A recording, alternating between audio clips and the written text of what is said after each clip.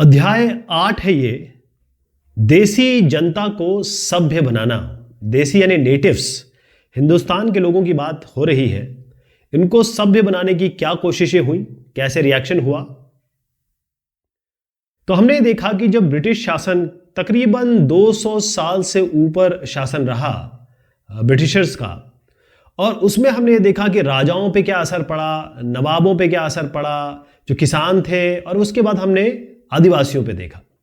लेकिन इस जमाने में जो विद्यार्थी गण थे, यानी जो पढ़ने लिखने वाले थे, शिक्षा पे क्या असर पड़ा। अंग्रेजों को यह लगता था कि केवल वो यहां ट्रेड करने या व्यापार करने या फिर कब्जा करने, या कब्जा तो खैर बाद में शुरू किया उन्होंने, उसके लिए नहीं आए। उनको यह लगता था कि एक और भी मिशन है हमारा, वो है हमारा सांस्कृतिक मिशन। सांस्कृतिक यानी कि हमारा कल्चर के प्रति भी एक रुझान होना चाहिए, हमारा इस पे भी एक अपना ओपिनियन है, मत है। उनका यह कहना था कि जो देसी समाज है, देशी मतलब हम हिंदुस्तान के लोगों की बात कर रहे हैं, नेटिव्स इसको कहा जाता है, नेटिव्स।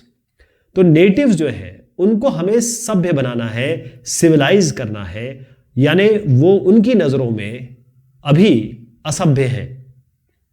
जितनी भी रीति रिवाज हैं और मूल्य मान्यताएं, जो सोच है, जो यहाँ के त्योहार है, आचार विचार है, जो सोच है, जो सालों साल से चीजें चली आ रही है, उनको बदलने की जरूरत है। तो भारतीयों को शिक्षित करना या सिविलाइज बनाना, सभ्य बनाना, यानी वेस्टर्न लोगों की तरह बनाना, क्योंकि वो तो वेस्टर्न थे, अंग्रेज तो वेस्टर्न थे ना, यूरोप, अमेरिका और ब्रिटेन। तो ब्रिटेन चाहता था कि किसी तरीके से, कि वो मानते थे कि हम सभ्य, हम सिविलाइज्ड हैं। तो जब वो सिविलाइज करना चाहते थे, यानी कि एक अच्छी प्रजा, क्योंकि वो तो राजा थे, अंग्रेज राजा, उनकी हम लोग प्रजा, तो हम प्रजा को वो कैसे सभ्य बनाना चाहते थे, अच्छी प्रजा कैसे बनाना चाहते थे, उसके लिए उन्होंने क्या क्या किया, उन कदमों के बारे में हम जानने की कोशिश करेंगे। अंग्रेज शिक्षा को किस तरीके से देखते थे, क्या नजरिया था हमारी शिक्षा के प्रति या शिक्षा के प्रति। तो आज जो हमें सहज दिखाई देता है ना, सुबह बच्चा उठता है, माँ बाप उसे तैयार करते हैं, या तो एक गाड़ी आती है, या फिर माँ बाप या बाप या माँ जो भी, वो छोड़ते हैं जाके।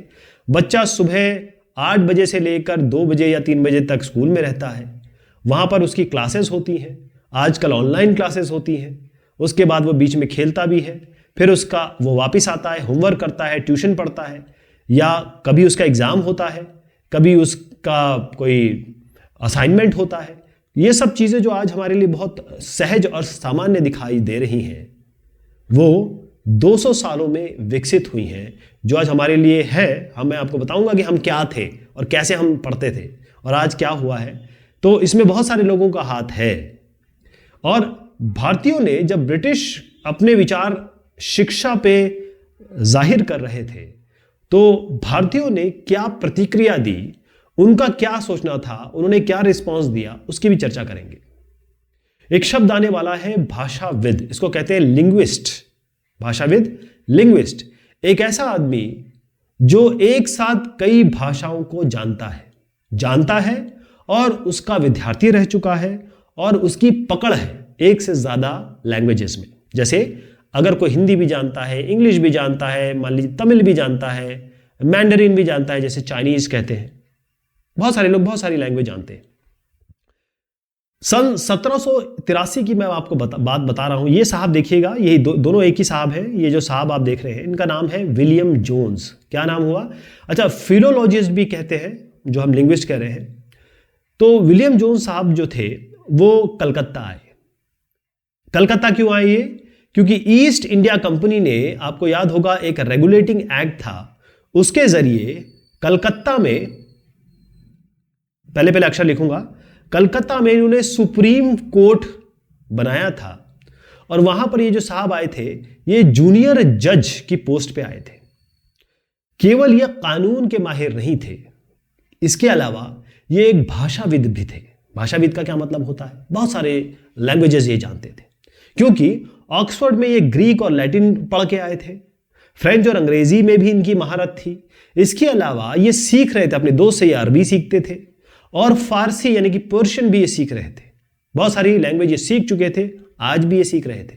तो यहां पर एक चित्र दिया गया है जिसमें विलियम जोन्स साहब अपने मित्र से फारसी भाषा, पर्शियन भाषा सीख रहे हैं। बहुत समय इन्होंने लगाया, रोजाना घंटों घंटों ये संस्कृत विद्वानों के साथ बैठ के ये साहब बहुत सारी चीजें पढ़ रहे थे। और संस्कृत विद्वानों के साथ बैठेंगे तो संस्कृत पढ़ेंगे, तो संस्कृत की जो बारीकियां हैं, यानी कि जो उसके ग्रामर हैं, व्याकरण है, संस्कृत में जो काव्य लिखे गए हैं उसको पढ़ना।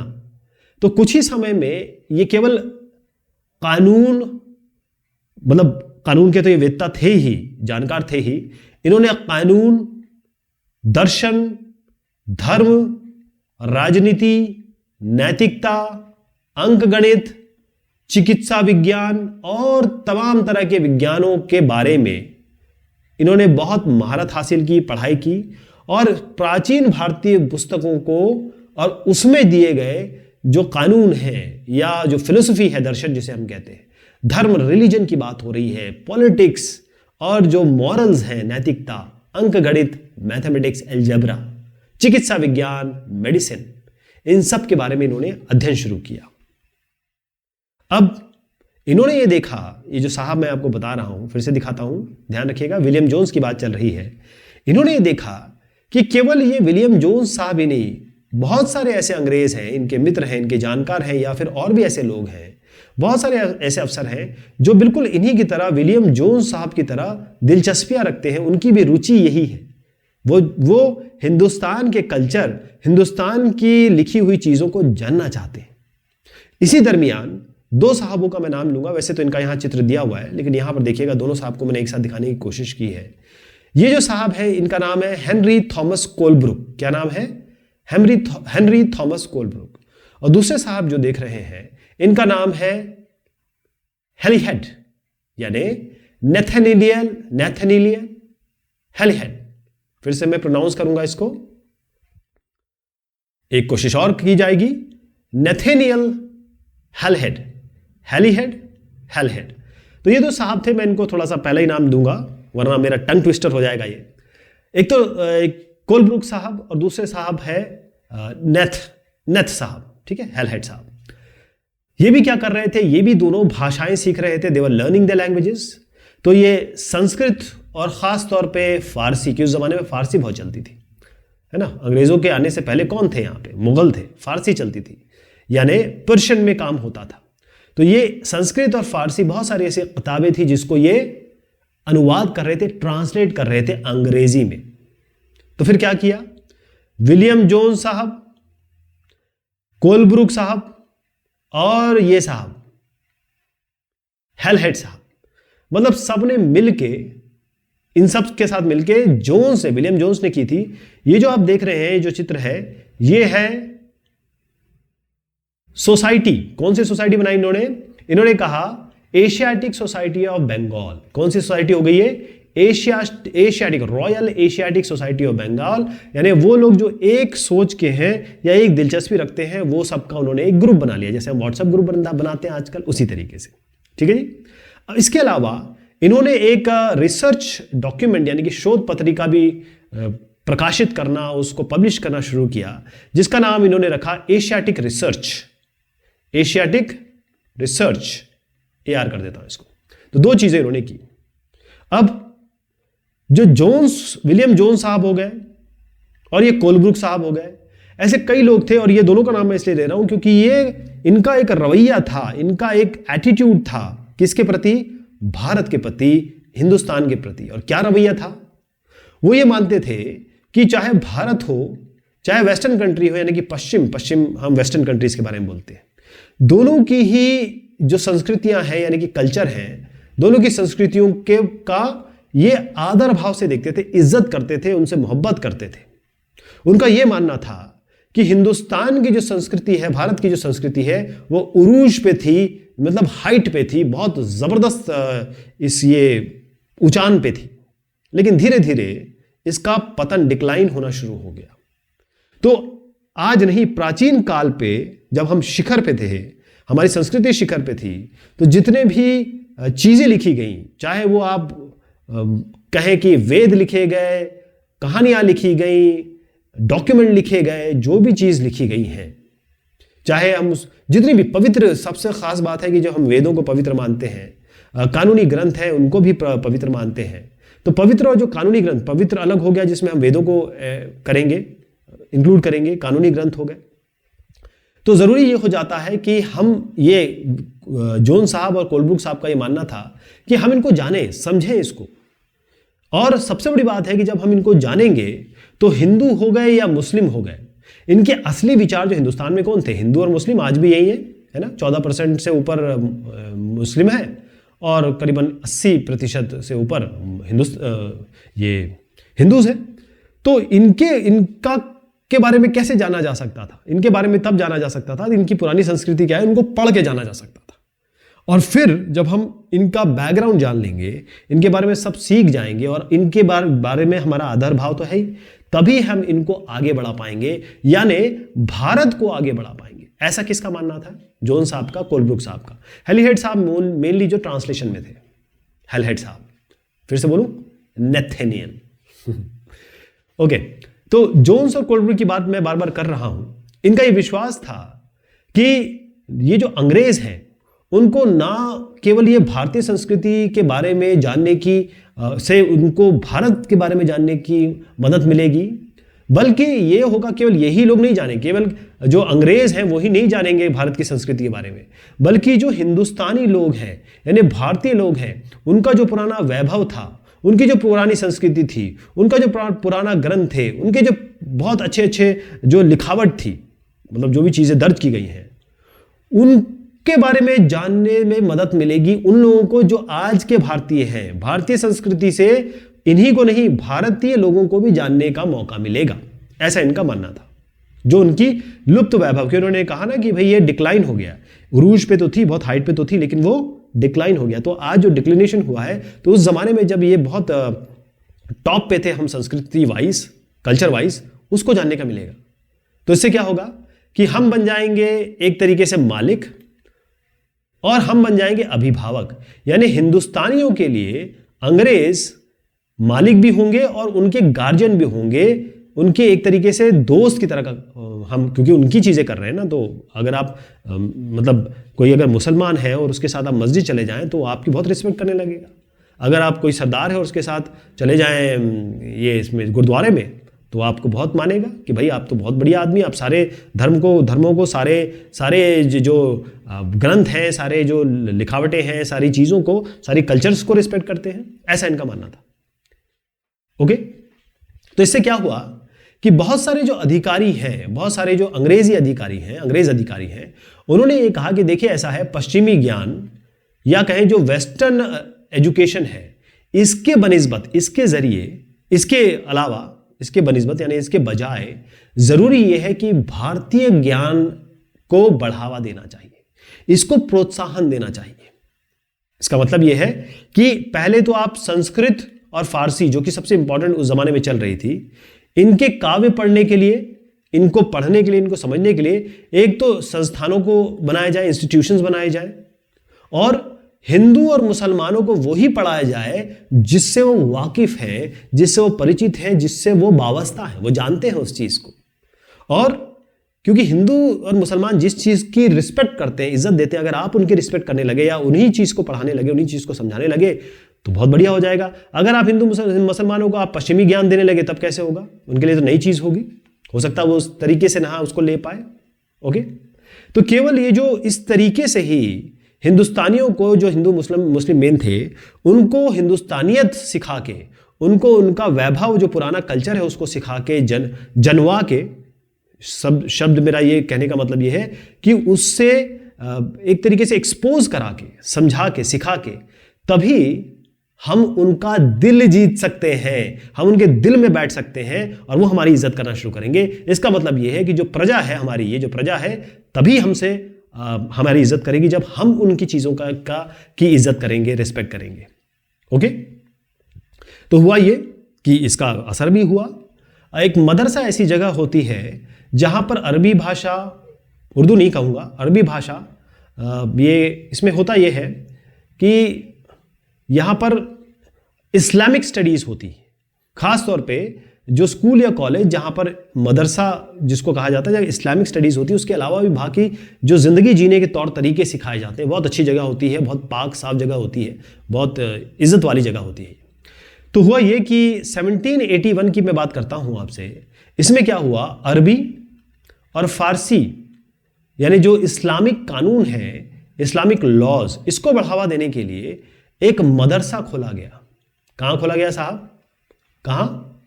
कलकत्ता में। कहाँ खोला गया ये ध्यान रखना आपको। 1781 कलकत्ता में मदरसा खोला गया। ठीक है, किसने खोला? अंग्रेजों ने। तो कलकत्ता का सी कर देता हूं इसको। इसी तरीके से 1791 में क्या हुआ, इन्होंने बनारस में हिंदू कॉलेज की स्थापना की। और ये जो कॉलेज है ना, इसमें संस्कृत के ग्रंथों की शिक्षा दी जाने लगी। यानी जो 1791 में बनारस में जो हिंदू कॉलेज है, बनारस हिंदू कॉलेज, इसकी स्थापना हुई। यहां पर संस्कृत के ग्रंथों की शिक्षा यानी कि संस्कृत की शिक्षा दी जाने लगी।